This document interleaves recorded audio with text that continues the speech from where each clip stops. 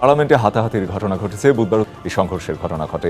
অধিবেশনে দুপুরে ফের উত্তল সংসদ অধিবেশন। বিএনপি জামাত এনসিপি ভয়ানক মারামারি হাতাহাতি। এবার সংসদে দাঁড়িয়ে জামাত ইসলামীকে ডাইরেক্ট রাজাকার বলে ঘোষণা দিয়েছে ঘটানো হয় ভয়াবহ বিস্ফোরণ, এবং সেই বিস্ফোরণে অনেকেই হতাহত হন, রক্তাক্ত হন।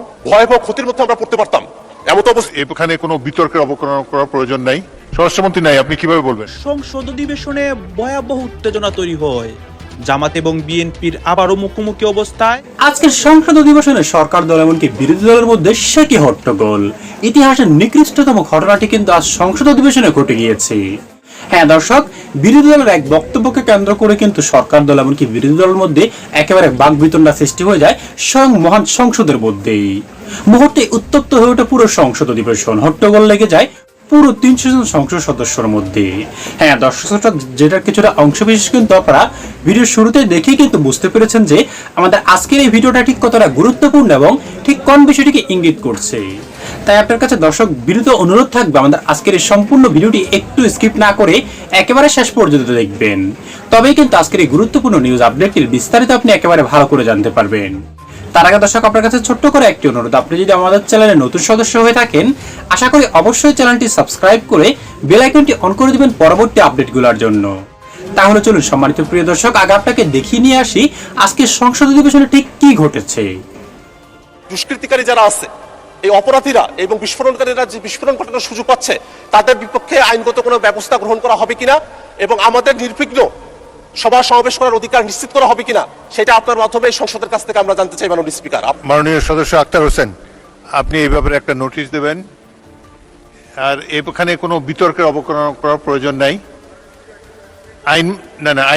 আইনমন্ত্রী দাঁড়িয়েছেন, আইনমন্ত্রী কিছু বলতে চান? স্বরাষ্ট্রমন্ত্রী নাই, আপনি কিভাবে বলবেন? এই দেশে সরকারি দলের যেমন সমাবেশ করার অধিকার আছে, বিরোধী দলের এই একই ধরনের সমাবেশ করার অধিকার আছে, এবং সেই অধিকারের জায়গা থেকেই জুলাই মাসকে কেন্দ্র করে জাতীয় নাগরিক পার্টি এনসিপি আমরা সারা দেশব্যাপী জুলাই পদযাত্রার কর্মসূচি ঘোষণা করেছি। গতকাল আমাদের উদ্বোধনী সেশন ছিল। গতকাল রাতের বেলা আমাদের মাননীয় বিরোধী দলীয় চিফ হুইপ জনাব নাহিদ ইসলাম এমপি, আমি সহ আমাদের কেন্দ্রীয় নেতৃবৃন্দ আমরা সাভারে গিয়েছিলাম, একটা সমাবেশে উপস্থিত হয়েছিলাম। অত্যন্ত দুর্ভাগ্যের বিষয়ে আমরা স্টেজে ওঠার আগেই সেখানে বিদ্যুতের লাইন কেটে দেওয়া হয়, সেখানে বিদ্যুৎ আর থাকে না। আমরা বিদ্যুতের জন্য যোগাযোগ করেছিলাম, কিন্তু কোনোভাবেই যোগাযোগ করে আমরা সমর্থ হয়ে উঠতে পারি নাই। এবং সেখানে যখন বক্তব্য চলছিল, হঠাৎই সেই সমাবেশে যারা শ্রোতারা আছেন তাদের মাঝখানে সেখানে একটা বিস্ফোরণ ঘটানো হয়, ভয়াবহ বিস্ফোরণ, এবং সেই বিস্ফোরণে অনেকেই হতাহত হন, রক্তাক্ত হন, সেখানে রক্ত ছড়িয়ে পড়ে এবং তারপরে সেখানে ধোঁয়া উঠে যায় এবং আমাদের ওখানে যারা শ্রোতারা ছিলেন তারা ছত্রভঙ্গ হয়ে পড়েন। আমরা সমাবেশ সংক্ষিপ্ত করে আমরা থানায় গিয়েছিলাম। মাননীয় স্পিকার, আমরা যখন বিরোধী দলে আমরা যারা আছি, এই সমাবেশ করার অধিকার সংবিধান আমাদেরকে দিয়েছে, এটা গণতান্ত্রিক অধিকার। সেই সমাবেশের সময়টাতে কেন বিদ্যুৎ থাকবে না, বিদ্যুৎ কেন নিয়ে যাওয়া হলো, সেই বিষয়টাতে আমরা সরকারি দলের কাছে আমরা একটা জবাব দিতে চাই মাননীয় স্পিকার। পাশাপাশি আমরা যখনই জুলাইকে নিয়ে কোনো প্রসঙ্গ নিয়ে আসি, জুলাইকে নিয়ে যখনই আমরা কোনো আন্দোলন সংগ্রাম বা কোনো প্রোগ্রামের কর্মসূচি আমরা ঘোষণা করি, সেই সময়টাতেই নানাভাবে আমাদেরকে বাধাগ্রস্ত করার চেষ্টা করা হয়। যারা জুলাইয়ের পতিত শক্তি আছে তারা নানাভাবে আমাদেরকে বাধাগ্রস্ত করে। এর আগেও আমাদের অফিসের সামনেও ককটেল বিস্ফোরণ ঘটানো হয়েছিল।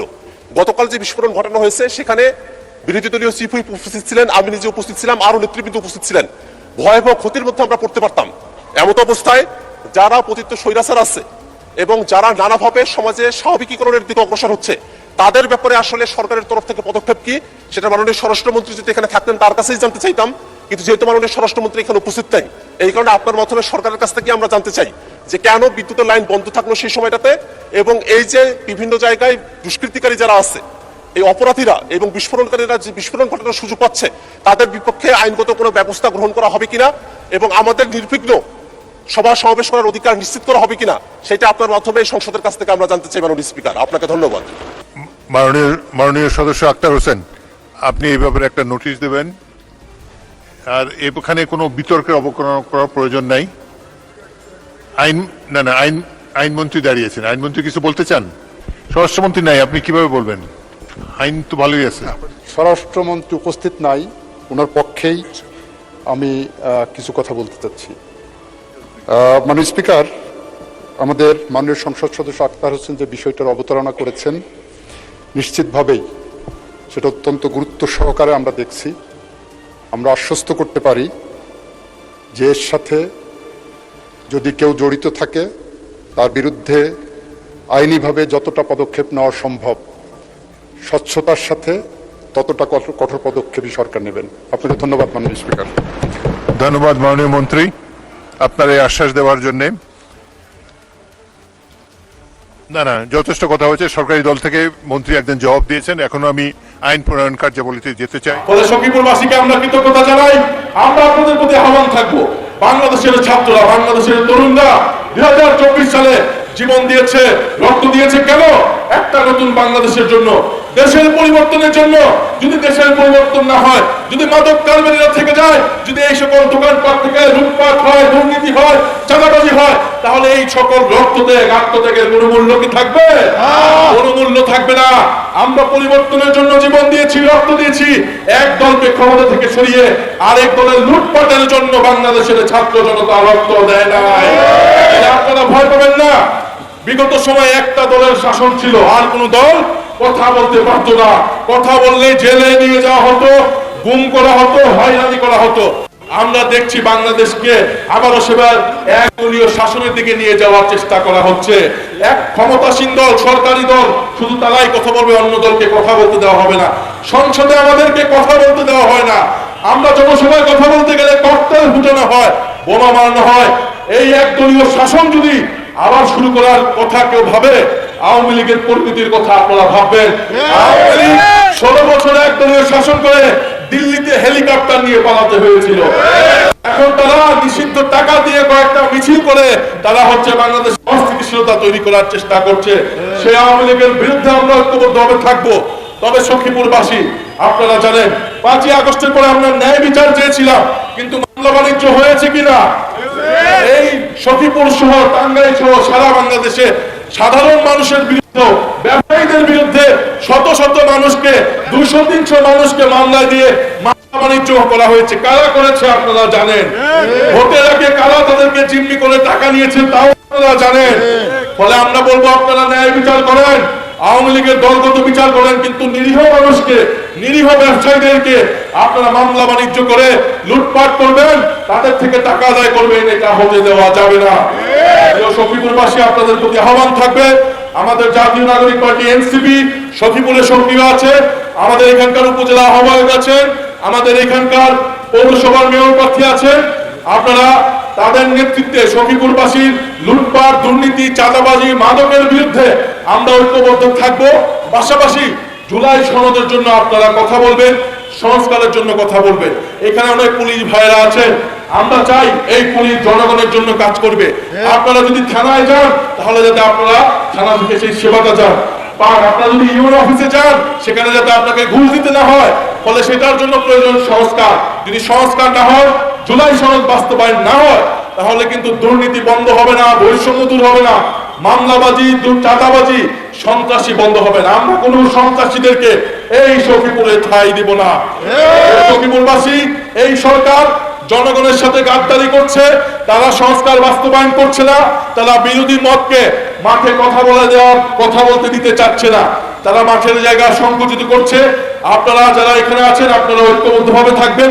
যত বাধা বিপত্তি, রোদ বৃষ্টি ঝড় আসুক না কেন, আমাদের ভাইরা জীবন দিয়েছিল, রক্ত দিয়েছিল, ইনশাআল্লাহ আমরা আপনাদের মাঠে থাকবো, আপনাদের পক্ষে দেশের সার্বভৌমত্ব, দেশের সীমান্ত সুরক্ষায় এবং দেশকে সন্ত্রাস, মাদক, চাঁদাবাজ মুক্ত করতে ইনশাআল্লাহ আমরা ঐক্যবদ্ধভাবে লড়াই করে যাব। সখীপুরবাসী কি প্রস্তুত থাকবে?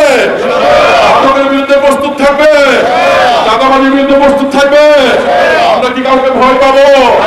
অ্যাকশন টু অ্যাকশন, সখীপুরের অ্যাকশন, টাঙ্গাইলের অ্যাকশন। হ্যাঁ দর্শক শ্রোতা, আক্তার হোসেন যে কথাগুলি বলেছেন, সেই কথাগুলি কিন্তু এই জুলাই যে দিবস, জুলাই দিবসকে কেন্দ্র করে কিন্তু এনসিপি কিন্তু তাদের পদযাত্রা কিন্তু ঘোষণা করেছিল। আর সেই পদযাত্রার মধ্যেই কিন্তু দর্শক দফায় দফায় কিন্তু বেশ কিছু সন্ত্রাসীরা কিন্তু হামলা করে। বিশেষ করে এই ঢাকার ভিতরেই সমাবেশ করতে গিয়ে কিন্তু এই হামলার সম্মুখীন হন এনসিপি নেতা কর্মীরা, যারা কিন্তু আশঙ্কা করছেন সরকার দল অর্থাৎ প্রশাসনের কারো ইন্ধনে কিন্তু এই ঘটনাটি ঘটানো হয়েছে। আর সেটাই কিন্তু সংসদে তুলে ধরেছেন আক্তার হোসেন। আর তুলে ধরবেন নাই বা কেন, সকলেরই তো সভা সমাবেশ করার অধিকার রয়েছে। আর তারা তো কোনো রাজনৈতিক সভা সমাবেশ করতে সেখানে যাননি। জুলাইয়ের যে দিবস, সেই দিবসকে পালন করার জন্য, এমনকি মানুষকে আবার মনে করিয়ে দিতে যে জুলাই বলেও কিছু একটা ছিল, সেটার জন্যই কিন্তু গিয়েছে। কিন্তু সেখানে কারা হামলা করলো? হ্যাঁ দর্শক, সেটার বিচারে কিন্তু সংসদে আজ দাঁড়িয়ে চেয়েছেন আক্তার হোসেন, যেটা কিছুটা দর্শক আপনারা কিন্তু বিস্তারিত কিন্তু দেখতেই পেয়েছেন এই আমাদের আজকের এই রিপোর্টটিতে। তাই সম্মানিত প্রিয় দর্শক শ্রোতা, আজকের এই রিপোর্টটিতে যে বিষয়গুলো আপনারা দেখতে পেয়েছেন এবং আক্তার হোসেনের কথাগুলি শুনে দর্শক আপনার কি মনে হয়েছে সেটা অবশ্যই আমাদের কমেন্ট বক্সে লিখে যাবেন, কারণ আপনাদের মতামতটুকু দর্শক আমাদের কাছে অনেকটাই গুরুত্বপূর্ণ। দর্শক আজ এ পর্যন্তই, ভালো থাকবেন সকলে, আশা করি। খোদা হাফেজ।